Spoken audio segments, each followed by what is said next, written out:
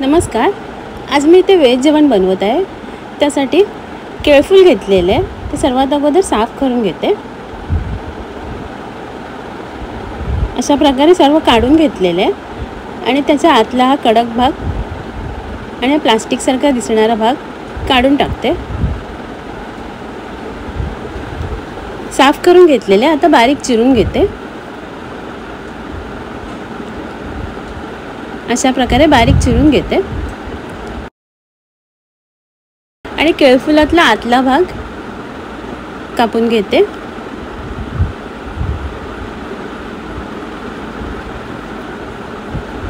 अशा प्रकारे बारीक बारीक चिरून घेते आणि पाण्यात भिजत घालून ठेवते 10-12 तास. 10-12 तासांनी पाणी घालून 2-3 वेळा स्वच्छ धुवून घेतलेले आणि कुकरमधनं शिजून घेतलेले. त्यातलं थोडंसं बाजूला काढून घेते आणि उरलेल्याची भाजी करायला घेते. कढईत तेल घेतलेले, त्यात फोडणीला राई आणि हिंग घालते. राई तडतडल्यावर बारीक चिरलेला कांदा, कढीपत्ता आणि हिरवी मिरची परतून घेते. कांदा नरम झाल्यावर 4-5 तास अगोदर भिजत घातलेली चण्याची डाळ घालते. कांद्यावर परतून घेते. थोडीशी हळद घालून पुन्हा एकदा मिक्स करून घेते आणि पाणी घालून झाकण लावून डाळ शिजायला ठेवते. पाणी आटलेलं आहे, चण्याची डाळ शिजलेली आहे. आता त्यात शिजून ठेवलेली भाजी घालते आणि मिक्स करून घेते. चवीप्रमाणे मीठ घालून पुन्हा एकदा मिक्स करून घेते आणि झाकण लावून शिजायला ठेवते. 4-5 मिनिटांनी झाकण काढलेलं आहे. थोडीशी साखर आणि ओलं खोबरं घालते आणि भाजीत मिक्स करून घेते आणि झाकण लावून वाफ काढून घेते. भाजीतलं पाणी आटलेलं आहे. वरून कोथिंबीर घालते. केळफुलाची चण्याची डाळ घालून भाजी तयार आहे.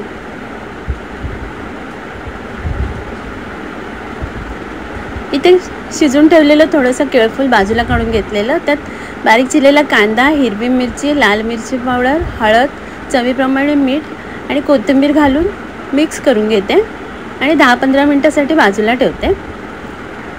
10-15 मिनटांनी कांद्यातनं पाणी सुटलेलं आहे.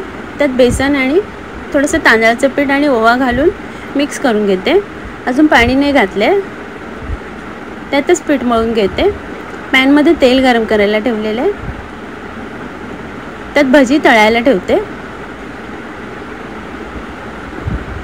अशा प्रकारे 2-3 वेळा परतून कुरकुरीत होईपर्यंत केळफुलाची भजी तळून घेते. केळफुलाची भजी तयार आहे. आता मी काढून घेते. इथे तुरीची डाळ घेतलेली आहे स्वच्छ धुवून. त्यात मोठा टोमॅटो घालते बारीक कापून, हिरवी मिरची, 3 लसूणीच्या पाकळ्या, थोडंसं हिंग आणि हळद, थोडंसं मीठ घालते आणि मिक्स करून कुकरला शिजून घेते. कढईत तेल घेतलेलं आहे. त्यात फोडणीला राई आणि जिरं घालते. राई जिरं तडतडल्यावर 2-3 सुक्या मिरच्या घालते. सुक्या मिरच्या परतून झाल्यावर बारीक चिरलेला कांदा आणि कढीपत्ता घालते. कांदा लालसर झाल्यावर थोडंसं हिंग घालते, लाल मिरची पावडर आणि मिक्स करून घेते. कोथिंबीर घालते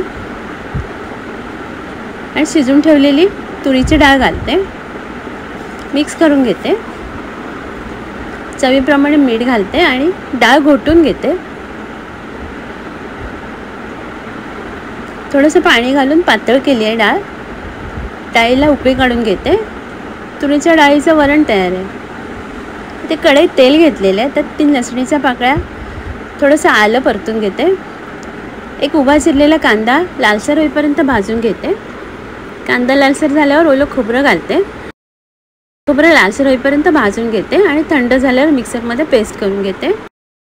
कढईत तेल घेतलेलं आहे. त्यात फोडणीला राई आणि हिंग घालते. राई तडतडल्यावर बारीक चिरलेला कांदा आणि कढीपत्ता घालते. कांदा नरम झाल्यावर एक बटाटा कापून धुवून घेतलेला तो घालते आणि कांद्यावर परतून घेते आणि थोडंसं पाणी घालून झाकण लावून बटाटा शिजायला ठेवते. थोड्या वेळाने झाकण काढलेलं आहे. बटाटा शिजलेला आहे. गरम मसाला, काश्मीरी लाल मिरची पावडर आणि हळद, चवीप्रमाणे मीठ घालते आणि मिक्स करून घेते आणि पुन्हा एकदा झाकण लावून वाफ काढून घेते। 3-4 मिनिटांनी झाकण काढलेले आहे। कांदा खोबऱ्याचं वाटप घालते, मिक्स करून घेते आणि झाकण लावून उकळी काढून घेते। झाकण काढलेले आहे। त्यात 2 बारीक कापून ठेवलेले टोमॅटो आणि हिरवी मिरची घालते, मिक्स करून घेते आणि पुन्हा एकदा झाकण लावून टोमॅटो शिजायला ठेवते। 2-3 मिनिटांनी झाकण काढलेले आहे। बटाटा आणि टोमॅटो शिजलेले आहेत। वरून कोथिंबीर घालते। टोमॅटो बटाट्याची भाजी तयार आहे।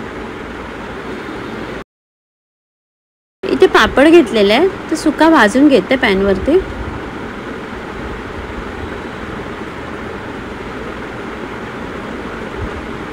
अशा प्रकारे पापड भाजून घेतलेले आहे।